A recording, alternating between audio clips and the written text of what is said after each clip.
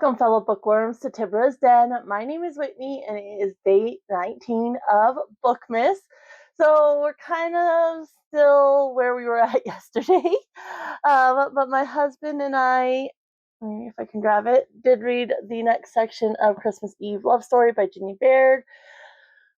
Again, the author just really harping on the fact that it's a time loop and it's a Groundhog's Day trope, we did get, it was a little different this chapter because each chapter has been a different Christmas Eve.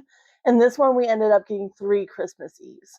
And so it was a little different in that aspect. But yeah, still just with it's a time loop. I don't understand. It's not done well, the Groundhog's Day trope. She's repeating some things, she's leaving other things out, and yeah, it's just not done well. I do like the romance between Annie and Brayden. I like that aspect of it, but probably one of the worst Groundhog's Day tropes I've read for sure. But I am getting a little bit of enjoyment out of it. It's just that's very annoying. But I'm interested to see how they're going to get out of this time loop, because they kind of had an idea, and that kind of fell apart. I think I have an idea of what she needs to do, but we're just going to have to see. So there's 3 more days left, and obviously we won't get back to this one till tomorrow because we're reading it on even days, and we'll finish it up on Christmas Eve. However, I did finish Midnight at the Christmas Bookshop by Jenny Colgan. I believe this was day 12's pick, I want to say. This took me a lot longer to get through yesterday than I thought. I was just reading a little bit at a time, and then yesterday I focused on this, and I figured I would have it done by the evening and I could switch over. I was still reading this at bedtime, so it definitely took me longer than I expected. I ended up going with 3 stars on this one. I like the characters fine. It seemed like the whole first part of it, I was like, what is even the point of this book? In the synopsis, it talks about, the American production company filming a movie there, a Christmas movie, but it's summer. And that was very minor, and it didn't add anything to the story. Like, it didn't help with the plot line, it didn't help with the romance. It didn't add anything to the story. So I'm like, I don't even know why that was in there. And half the time it felt like it just got forgotten. So it was a little bit in the beginning when they're filming, she references it for a tiny little portion, and then they want to do a party there, and then do a Christmas Eve special, or a Christmas special there as well. So yeah, they want to do 2 events there later on, but it doesn't help the story at all, and it was just weird. I don't understand. It didn't add anything, and it was just pointless to be in there. And then you're with the romance aspect, you're kind of going back and forth. Your main focus is on Carmen, but it also switches over to her ex, okay. And so you're just wondering what's going on there, and then there's a potential for another romance that doesn't really do anything, and so it's just confusing. And I'm like, where's that going? You have an idea because, it's a romance that it's going to work out in the end, but it was just kind of weird. And I think maybe if it had been better balanced, it might have worked better. I don't know. And then you have the plot of there's this guy who's trying to basically turn the shops on the street into tourist traps and sell cheap tourist things. And he's gotten the hardware guy, and he's trying to get the bookshop. And Mr. McCready, who owns the bookshop where Carmen works, wants to go on this Antarctic cruise. And he needs money, so he's thinking of selling out to this guy. So that's the whole plot, and she's supposed to expand the stacks and renovate a little bit. But again, it was just very minor. It was the story was very plotting. Like just all the aspects of it was just nothing was really happening. And yeah, it comes together in the end, but you're reading a whole book just to get to that end point. And I did like the ending.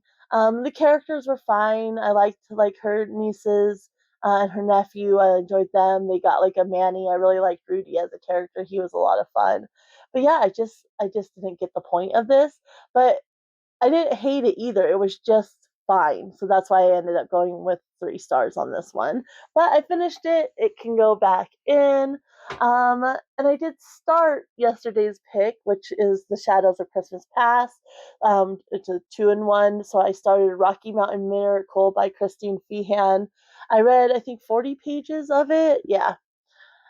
And not loving it so far. Like, it was easy to read those 40 pages, but he's very like manhandling her already, and like when she says no, he's not listening. And so dubious consent there. Like, they haven't actually done anything, but like he wants her to have a drink with him. He grabs her arm, and wants her to have a drink with him, and she's like no. And so he like just keeps holding onto her arm and finally lets go. And then when she's walking back, like he grabs her and forces her to dance, basically. And yeah, she's like, well, I could have gone a different route. And it's like, no, but you said no, and he's not listening. And then the whole premise is they have to work together to save this horse. And so that comes up, and he's like, we're going now, and you can either come with me willingly or I'll throw you over my shoulder, essentially. And so just that, like, manhandling, like, that's not attractive. I'm sorry.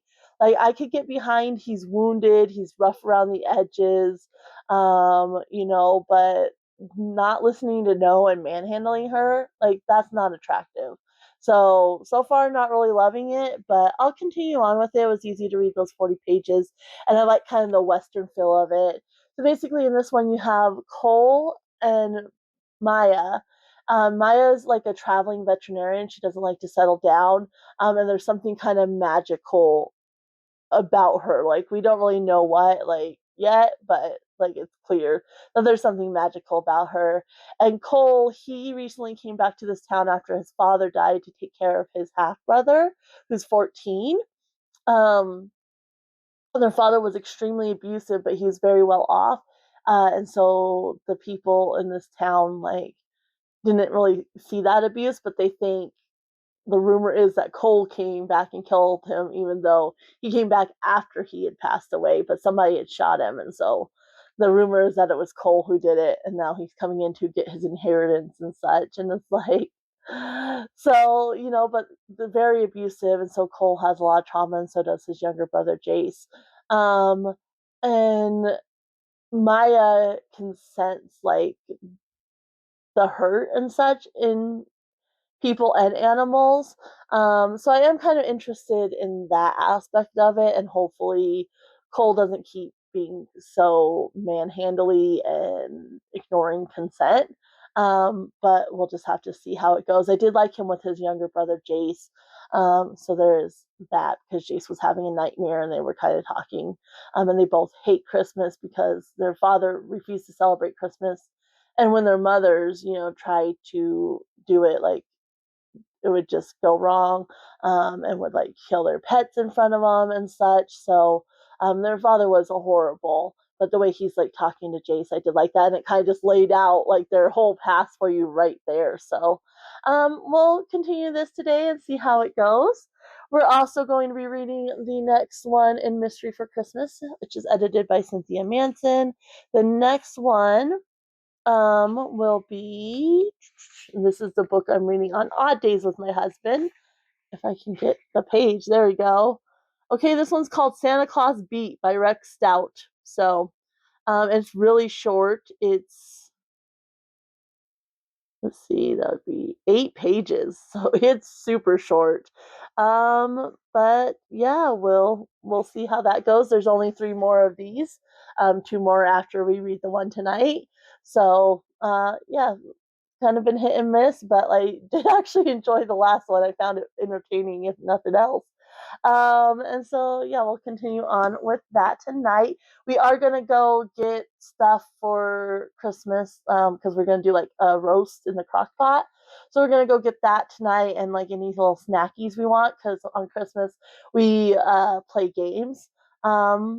And so we are going to do that tonight, just get all the stuff.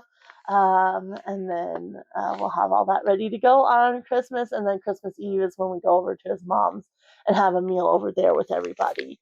So we are on day 19. I think this is a contemporary romance, which I'm ready for another one, especially with some of the heavier reads I've been reading. So yeah, I am excited to see what this one is. And so let's go get right into it. Maybe my fingers want to work.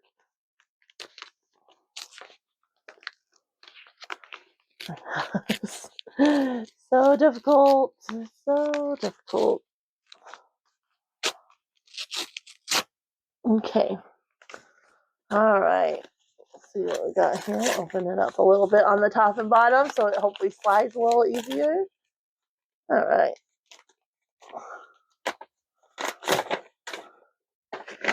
Okay. I knew this one was in here. So this is another Ginny Baird, and this is the holiday mix-up. And so yeah, contemporary romance by an author. Hopefully I enjoy this one better because I do like the characters and the writing. It's just the Groundhog Day trope that's not done well. So hopefully this one will work a little bit better than the Advent read does. So it says it's the perfect family Christmas with lights, holly, and mistletoe, but she's dreaming of kissing the wrong brother. Lonely-hearted waitress Katie Smith has a huge holiday crush on her gorgeous diner patron, Juan Martinez. So when Juan asks Katie to pose as his girlfriend for Christmas dinner at his family's winery, Katie leaps at the chance. That is, until an accident lands Juan in a coma right after giving his folks the news. Now Katie's in a jam. Juan has sworn her to secrecy about their fake dating deal, and she can't betray an injured man. And then there's Juan's brother, Mateo, who smiles, tugs at her heartstrings just right. Why perfect Juan might not be everything he seems. When their family embraces her warmly, Katie can't help dreaming of being in Mateo's arms instead of only pretending with Juan. Second son Mateo Martinez loves his brother, but Juan's plan to gentrify Los Celos cellars has cost their family too much.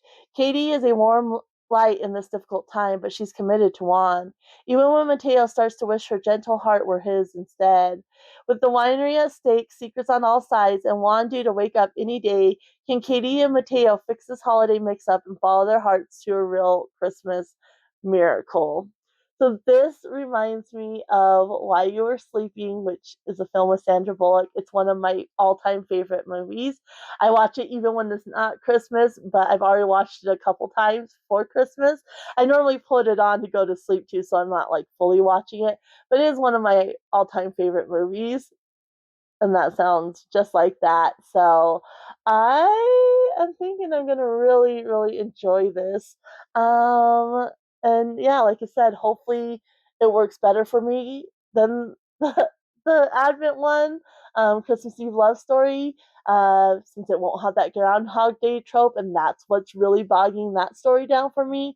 I'm hopeful it will work. So I'm very, very excited for this one. Um, so this is the lineup for today. We did continue on with the Butcher's Masquerade yesterday, and we will continue to read it tonight.